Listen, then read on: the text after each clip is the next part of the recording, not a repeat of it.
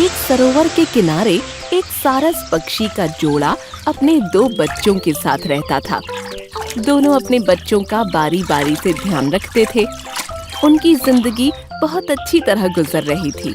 एक दिन दोनों बच्चे अपनी माँ सारस के साथ पानी में तैर रहे थे। उनमें होड़ लगी हुई थी। दोनों बच्चे तैरते हुए माँ से आगे निकलना चाहते थे। माँ जानबूझकर पीछे रह जाती थी। दोनों बच्चे आगे निकल गए और अपनी जीत की खुशी मनाने लगे। उसी समय एक शिकारी ने उन पर हमला किया और तीनों को कैद कर लिया। माँ सारस और बच्चे अपने बचाव के लिए कोशिश करने लगे, लेकिन कोई लाभ नहीं हुआ। शिकारी तीनों को लेकर जाने लगा।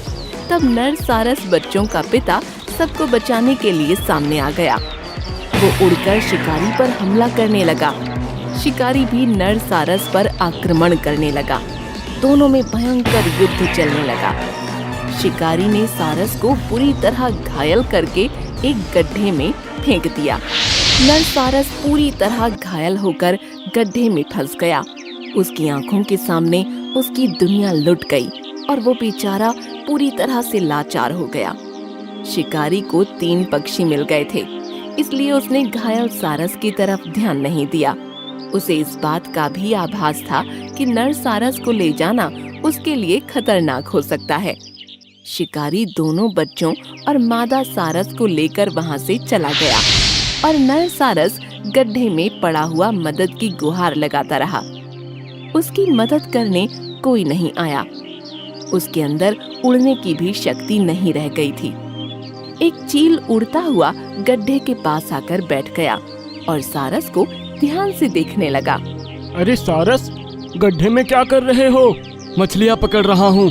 देख नहीं रहे हो शरीर की दुर्दशा हो गई है। मेरी मदद का इंतजाम करो, यहाँ मेरा दम घुट रहा है। तुम्हारी मदद? ना बाबा ना, तुम्हें निकालने के चक्कर में मैं भी अटक जाऊंगा। मैं तो चला, तुम यहीं भजन करो और पड़े रहो। चील चला गया और सारस असहाय पड़ा रहा। उसे अपनी पत्नी और बच्चों की बहुत याद आ रही थी। वो सोच रहा था कि अकेले कैसे जिएगा। इसी बीच एक तोता आ गया। उसने सारस को देखा तो दया आ गई। सारस भाई, मैं तो छोटा पक्षी हूँ। मुझे दुख है कि इस समय तुम्हारी कोई मदद नहीं कर पा रहा हूँ। मैंने भगवान से प्रार्थना की है, तुम भी करो। मैं हाथी की तलाश में जंगल में जा रहा हूँ। वो तुम्हारी मदद कर सकता है, लेकिन सबसे बड़े भगवान हैं। सारस ऊपर वाले को याद करने लगा और उसी समय भगवान ने उसकी पुकार सुन ली। तेज बरसात होने लगी। आसपास का पानी तेजी के साथ गड्ढे में भरने लगा।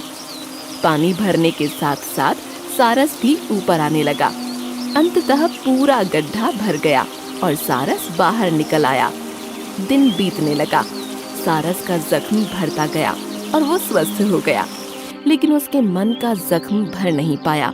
वो चारों तरफ पागलों की तरह घूमता रहा। उसे हर बच्चे में अपना बच्चा नजर आता था। उसने एक दिन भालू के बच्चे को देखा तो समझ गया कि उसे बहुत भूख लगी है। उसने सरोवर से लाकर कुछ मछलियां बच्चे को खिलाईं और बच्चा खेलने लगा। भालू को ये बात बहुत पसंद आई। भालू की दोस्ती सारस से हो गई। एक दिन तोते ने आकर सारस को बताया कि उसने उसकी पत्नी सारस और बच्चों को शिकारी के पिंजरे में कैद देखा है। वो उसे वहां ले जा सकता है। सारस के मन में आशा की किरण फूट गई। वो भालू को लेकर तोते की दिशा निर्देश पर चल पड़ा। भालू, सारस और तोता जब पिंजरे के पास पहुँचे तो मादा सारस और बच्चे आशा भरी नजरों से उन्हें देखने लगे। नर सारस भी उन्हें बचाने की सोचने लगा। भालू आगे बढ़ा और उसने ताकत लगाकर ताले को तोड़ दिया। मादा सारस और बच्चे बाहर आ गए। शिकारी दौड़ा तो भालू उससे लड़ गया। इधर भालू के इशारे से सारस अपनी पत्नी और बच्चों को लेकर वहां से रफू चक्कर हो गया। भालू ने शिकारी को मारकर नीचे गिरा दिया और जंगल की तरफ भाग चला। सारस अपनी पत्नी और बच्चों को पाकर फूला नहीं समा रहा था। वो भालू और तोते के गुण गा रहा था। एक सरोवर के किनारे एक सारस का जोड़ा रहता था। उन दोनों नर और मादा सारस में बड़ा प्यार था।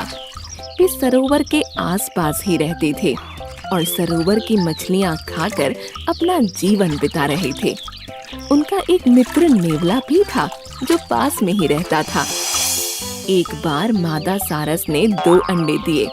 वो जब पानी में चली जाती तब नर सारस अंडों या बच्चों की रखवाली करता। कुछ दिनों में अंडे में से बच्चे निकल आए। एक सांप की नजर उन बच्चों पर थी। वो सांप मौके की तलाश में रहता था और सारस के बच्चों को खाने की कोशिश करता रहता था। सांप के सामने एक ही समस्या थी कि नेवला सारस का दोस्त था और वही मुसीबत खड़ी कर सकता था। एक दिन नेवला कहीं बाहर गया हुआ था। सांप ने मौका देखा और अपने बिल से निकलकर सारस के घोंसले के पास आ गया। सांप को देखकर नर सारस सतर्क हो गया। सांप अकेले उस सारस को डराने लगा। सारस भी कहाँ पीछे हटने वाला था। जब सांप उसकी तरफ वार करना चाहता तब वो बचते हुए उसके फन पर चोंच मार देता। सांप पीछे चला जाता। सांप का हर प्रयास विफल हो रहा था। सारस हर कीमत पर अपने बच्चों की रक्षा कर रहा था। सारस ने अपनी सहायता के लिए नेवले को पुकारा, लेकिन कोई लाभ नहीं हुआ क्योंकि नेवला आसपास कहीं नहीं था। सारस ने पुनः प्रयास किया। नेवला भाई कहाँ हो? जल्दी से आ जाओ, इस सांप से मेरे बच्चों की रक्षा करो। नेवला तो नहीं आया, लेकिन सारस की आवाज मादा सारस के कानों तक पहुंच गई। वो पानी में से तेजी से बाहर निकली और उड़कर अपने घोंसले के पास पहुंची। उसने नर सारस और सांप की लड़ाई देखी तो आगे बढ़ी। इसी बीच एक नागिन आ गई और उसने मादा सारस पर आक्रमण कर दिया। उधर नर सारस नाग से मुकाबला कर रहा था और इधर नागिन से मादा सारस का मुकाबला शुरू हो गया। पेड़ पर बैठे तोते ने इन चारों की लड़ाई देखी तो उसका माथा ठनक गया। नाग नागिन यहाँ से भाग जाओ, नहीं तो अंजाम बहुत बुरा होगा। ए तोते, तू अपनी टेंटे बंद कर, नहीं तो तेरा भी टेटुआ दबा दूंगा। तुम लोग ऐसे बाज नहीं आओगे, अभी तुम्हारा इंतजाम करता हूँ। इतना कहकर तोता वहाँ से उड़कर जंगल में चला गया। दोनों भयंकर नाग नागिन सारस जोड़े के लिए मुसीबत बने हुए थे। दोनों सारस भी उनसे बखूबी मुकाबला कर रहे थे, लेकिन जहरीले नाग नागिन के जहर का भय उन्हें सता रहा था।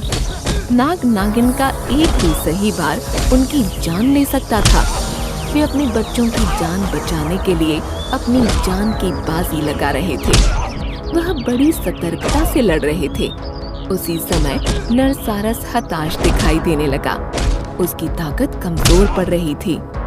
पीछे नहीं हटना है, हमें इनका मुकाबला करके इन्हें भगाना है।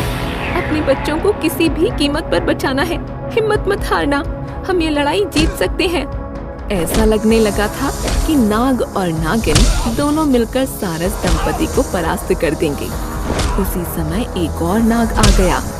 उस नई मुसीबत को देखकर सारस दंपति भय से कांप उठे। वो नाग जैसे ही सारस दंपति की तरफ आगे बढ़ा, उसी समय उस पर वार हो गया। वो घबरा गया और उसने देखा 3 नेवले वहां पहुंच गए हैं। तोते द्वारा सूचना दिए जाने पर सारस का मित्र नेवला और 2 साथियों को साथ लेकर वहां पहुंच चुका था। उन तीनों ने नाग और नागिन पर वार करना शुरू कर दिया।